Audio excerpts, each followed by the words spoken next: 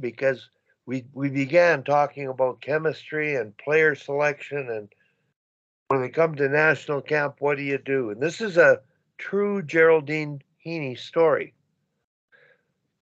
In 2001, we were locked as this, we were just sort of at loggerheads about who to pick as the sixth defenseman.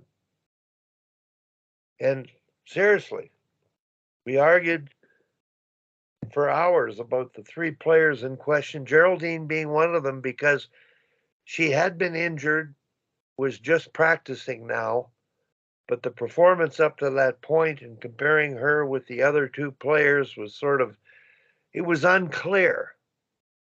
And in my role, I just said, well, I'm going to try something.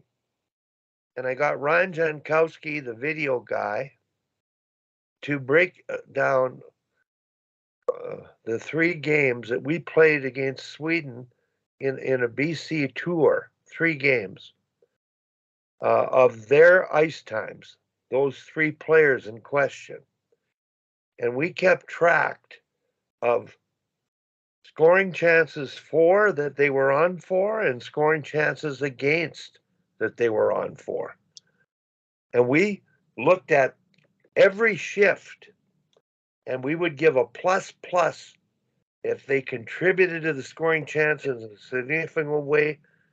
If they were a part of it, they always got a plus because they were on. But if they were a minus, were they primarily responsible? A part of the being on the ice. And we were able to add them up over the course of 3 games. The decision, plus 32, was Geraldine Heaney in those 3 games. And it was a mathematical calculation of their shifts, keeping track of what we debated. Ryan and myself, we debated and argued about, is this significantly? Is this a plus? Is this a minus? And it just, wow. And apparently Mark Crawford, with the when he coached in Vancouver, had developed the same kind of an evaluation tool to make decisions near the end of situations. So you really don't know how people impact the game. And it's an objective way of measurement that worked in her case. And Wally, can you expand a little bit on what, like as a defenseman, what a minus would be, for instance? So you're the D that got skated around versus you're the I can give you an example from last night's game. One of the defensemen for one of the teams attempted the Canada game or the Flames game. No, it's a AAA midget game last night. Oh. One of the defensemen on a power play tripped over his own feet on the blue line with the puck. They ended up going down and scoring. That's a minus. But say on a 2-on-2 scenario coming down, like what would the defenseman do to contribute negatively? Well, I think when you're looking at a situation, there's two people making decisions together. Do they switch? There's coaching involved in terms of if they cross high, you hold your lanes. If they cross low, you play man on man. So if the coaching isn't there at some levels, then you have to factor in the coaching to what they do or know or don't know. But at the national level, I'm assuming they know how to teach those situations. They've been taught those situations. And so if it didn't occur, it might be a minus. At any rate, it's a scoring chance. It is a minus. They were on the ice, period. Is it a minus?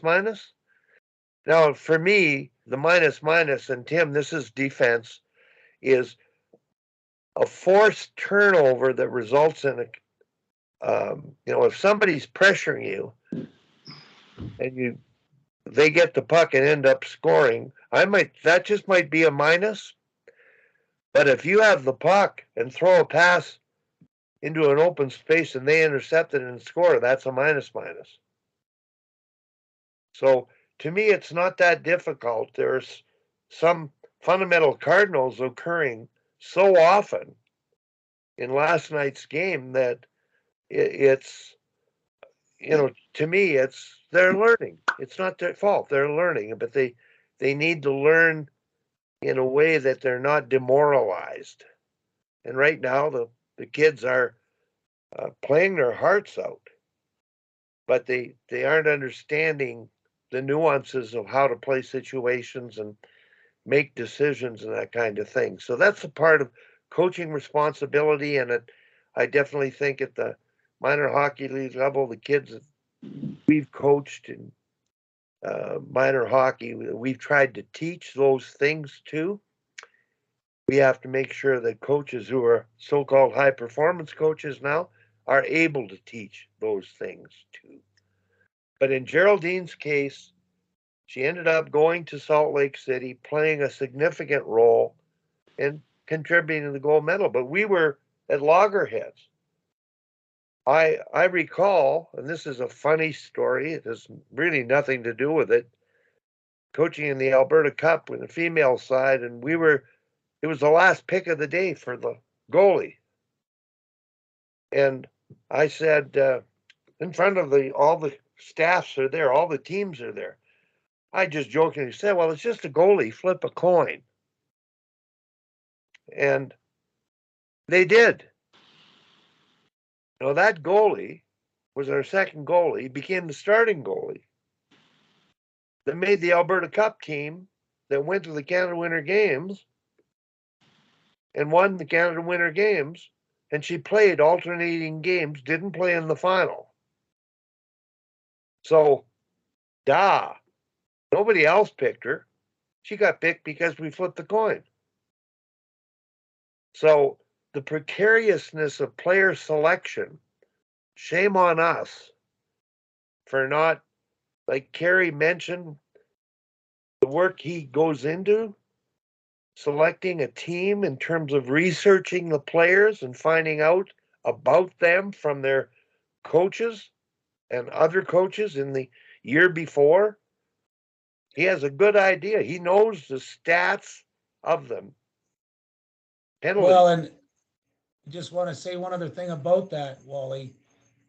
There's been situations over the years where I had to take teams over like a week before the season and couldn't do the research.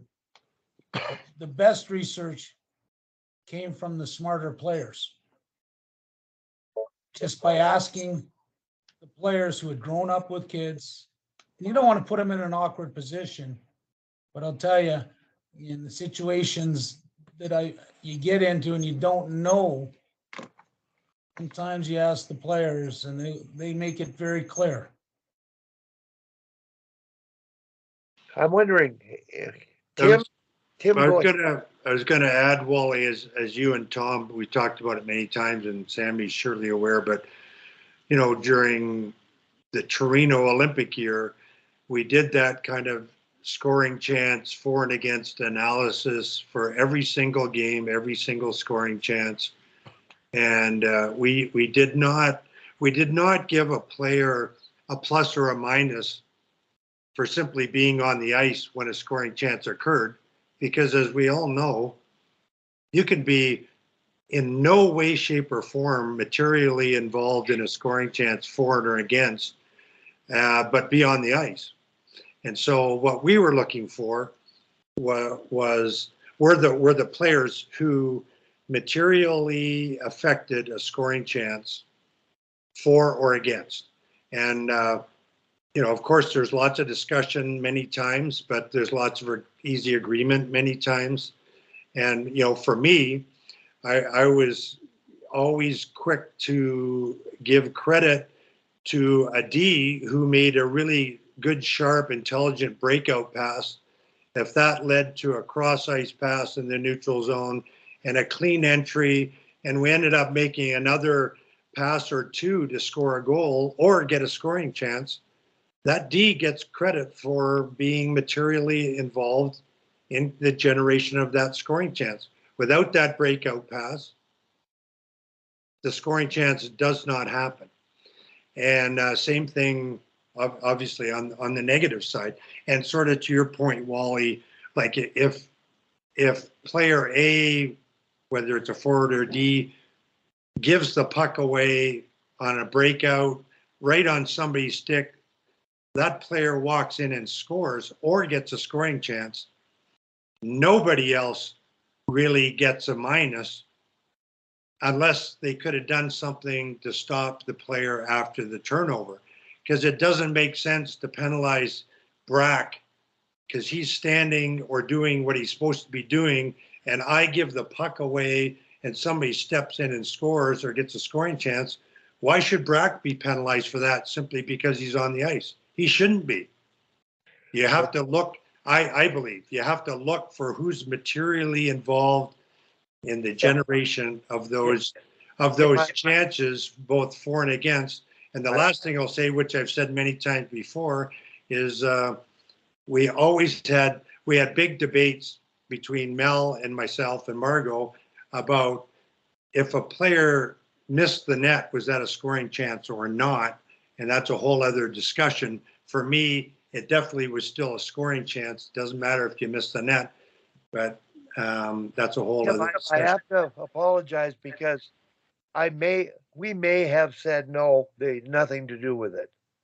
I just threw that out sort of as, okay, it 20 years ago, 40 years ago, how long ago? I don't really remember, but the concept, the detail you talked about, how many coaches can do that?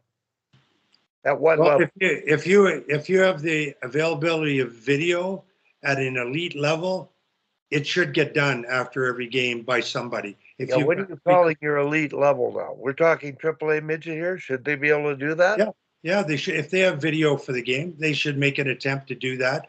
Who's involved with the scoring chances? Who's involved in the scoring chances against? I think it's I think it should be. Yeah, I don't think that every team. Brack, you would know better maybe because you guys are all working guys, not professional coaches. But if you've got 2 or 3 assistant coaches, somebody should be tasked with doing something, even if it's like, hey, assistant 1, you do the scoring chances for, because that's easier than doing both. And assistant coach 2, you do the scoring chances against and do a compilation. And then maybe you take turns doing it every game instead of it's every, same person every game. Or you design a system that does it. I honestly believe that part of this too is when you do see, kids who are making errors, is that you can use this type of statistics to help them become better and not make those errors. And that's, we can be critical and we can do the minus, but the most important thing as a coach is to help those kids stop making those minus. And I think sometimes because we have to be critical, especially this day and age in hockey, where the sensitivity factor is through the roof, you're being critical, but you got critical in a way that you can help them solve making that problem go away, because it is a team sport. And if you can't correct that person who's turning it over continually, and the only way to do is you got to address that it's a problem to begin with. So you guys are all right. And at the AAA level, use of video should be mandatory now, because it's the best way to show the individual without being, harsh or critical, is just to watch themselves.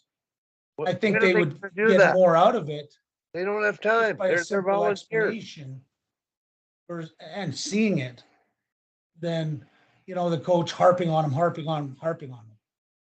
Because they're not full-time coaches, so I disagree that they should be able to do that. I just think it takes time. I mean, we took 8 hours, 2 of us, paid full-time coaches with the national program. we're watching the AAA coaches here at the Max tournament.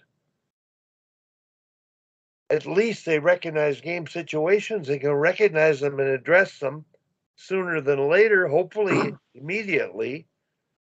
That's got to go on. But the in-depth thinking for us as a national staff, like Tim, the choices you made, the best Olympic team ever was that year. That was the best team performance ever, the most dominant. And I think the selection and the chemistry that came from that selection achieved the outcome.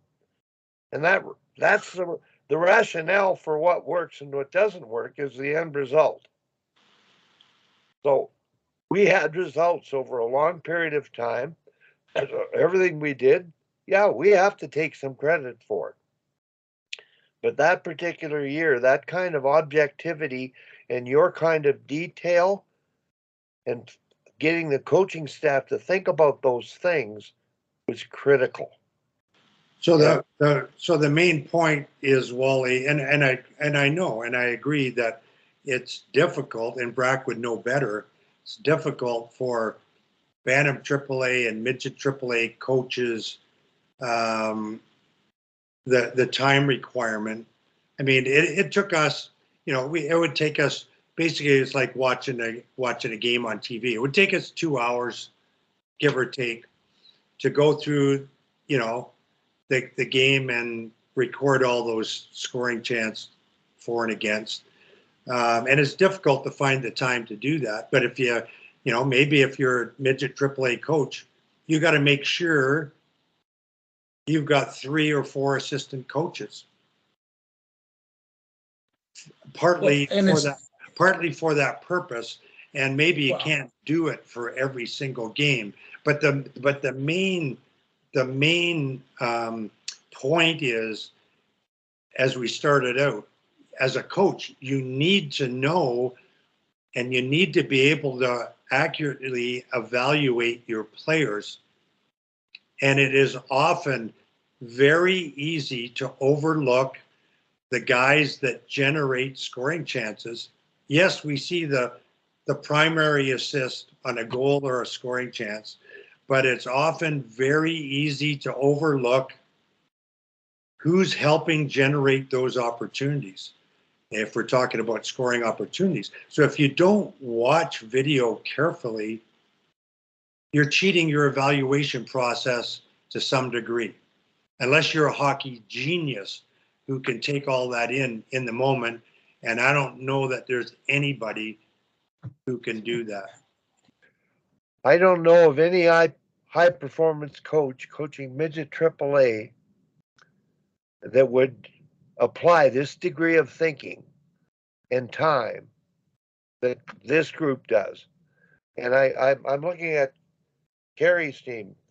They don't know what they don't know. They don't know the intricate details of what are automatic to us. And we still need video to see those details.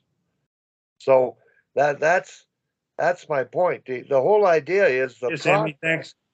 Take care, Sammy. The process of team selection is one thing. And if you've made mistakes, because all they're doing now is making decisions based on talent, physical ability with the puck, not sharing the puck, not being on support, not back checking. And Kerry, like we watched the game last night, and the breakout, as you mentioned, is fly the zone. Well, they don't have D zone cover because the wingers are so high, they're flying the zone. So when you minus the defenseman, this is a coaching issue, not a player evaluation issue. So if coaches are attending to things, that's what they want to do. They should understand those fundamentals of defensive team play, offensive team play, and not to the degree that we do, but the awareness of what kids learn and understand is our responsibility. Carrie, you're a speaker. Can you hear me? Yep. Yeah. I do think time is a huge factor, Tim, but this day and age, what's happening with how much video stuff's being done, like I used to kind of mock the Buffaloes all the time because they did video, they did analyze, they overanalyzed. Then me and my buddy Jamie Bowman would beat them all the time. And, you know, it's become more apparent to me that Wally's correct. The amount of intellect that's around here is not happening for the kids, you know, at the levels. And so we're not really developing coaches in a fashion that they can help these kids on the intricacies that are needed. So I don't know exactly what the answer is, but I do know simple hockey basics are not being brought into the picture for a lot of teams. You just got to watch the Royals the other night, Tim, and you know, you just kind of go, holy smokes. I've been watching it all year, and I've been watching, you got guys that have been given so much information, but they're not hitting the basics of behavioral hockey, let alone X's and O's. And so, you know, I'm not in a good spot right now because I just watched three of the most ridiculously games of my life. And my kids playing on the team and our defensive zone and our just simple hockey things are just not even happening. Yet you got energetic, big, strong, skilled players, and they're not playing as a team. And that's it's a fundamental flaw we have in our system right now, Tim, is that we're not developing that type of, and there are some really good coaches out there, but nowhere near enough. Like, you know, and specifically in Calgary, Tim, you got to imagine, like, the Buffs used to be run by all the University of Saskatchewan ex-players, you know, Kevin Dickey, Reed Williams, you know, Kevin Kabelka. The North Stars were run by the Wally Kozaks and the Donnie Phelpsons and the Kerry Brackos for the world. And we really created a better generation of coaches to come back. I mean, I've said this to Wally, the challenge we have, and he made a comment the other day, Wally, he talked about when they hire the coaches, they got to have a mentor. And I agree, but I also disagree. We need to find and hire at the U18 level, U17, the coaches that really are mentoring 20 kids to create better coaches. Because you can mentor a guy who doesn't know all you want, and nothing gets accomplished. And so it's still on the board of the organizations who don't do their homework and don't really know what they're looking for in the coaches. I do think that there's an aspect of video that's very important now, Wally, because it's becoming a teaching tool. And so you have to find that fifth assistant coach who is just a video coach, you know, because that's now a position in the NHL. So we should be grooming it in our system. You know, well, they have those programs too, Kerry. What's that? They have those programs that break everything down for you. They pay about $100 a game, and they send it to you 2 days later. Every kid shifts or whatever you want to see, which makes it easier. What's interesting about it, Tom, is a lot of the teams are using that in a proper fashion, but our team doesn't.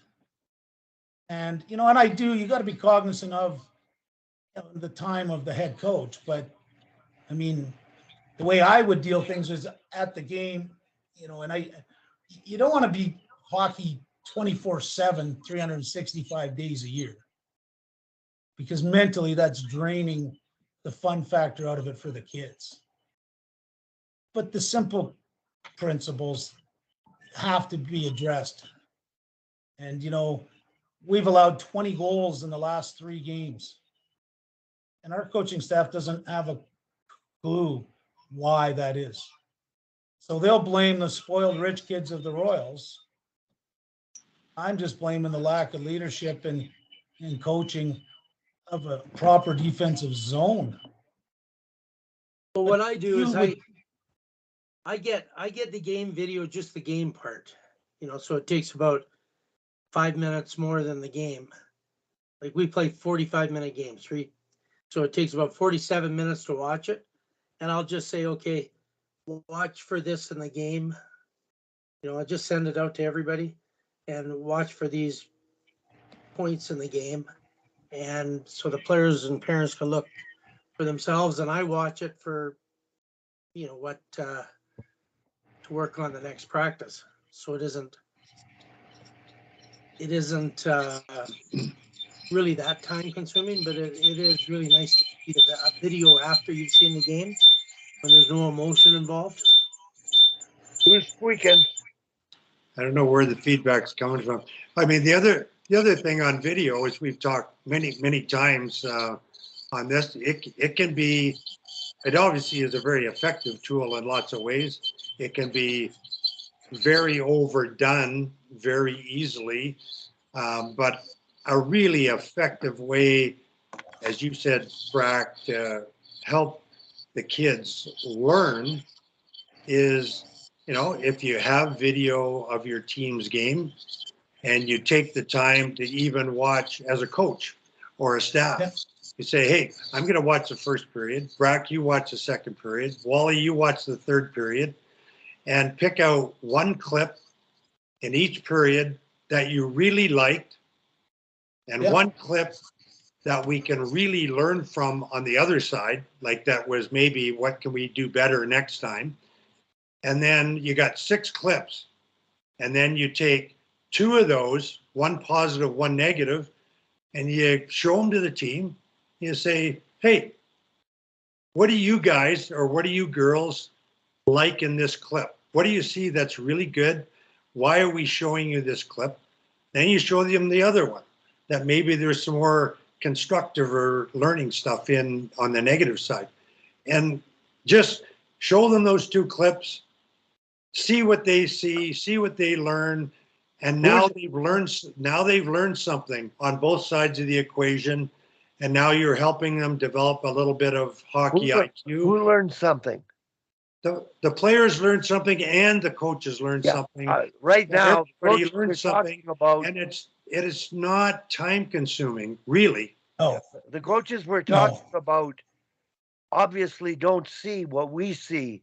But they will see something, Wally. All the midget AAA and midget and Bantam AAA coaches, they will see something. And even if they don't see what we think are the most important things, they will see something. And, you know, anyway, there's all kinds of ways. I wouldn't waste my time on X's and O's. The behaviors are things that are obvious. But the behaviors can be in those videos, Wally. Well, I might do that. Like my 2 questions to ask coaches at the end of a period, ask each other, what did you like? What did we do well? What can we do better? That's generally 2 minutes. They're thinking about it. But then go in and ask the players. And if they ask the players, they would learn more about the game than they know. Because the players understand this. They're playing for dads who have played at a high level, some of them. You think they're talking about the game? Of course they are. And they're talking at a very high level. So it's behaviors to me. X's and O's are one thing. And they're fundamentally like Cardinals ones, play in your own zone. Headman the puck. Pressure the puck. Support the puck. Without it, defensively and offensively, yeah, we know that. Obviously. But so Wally, I mean, we all agree with that. So the value of the video is if you talk about supporting the puck, there would be a hell of a lot of kids that are 12, 13, 14 years old that don't really know what that means.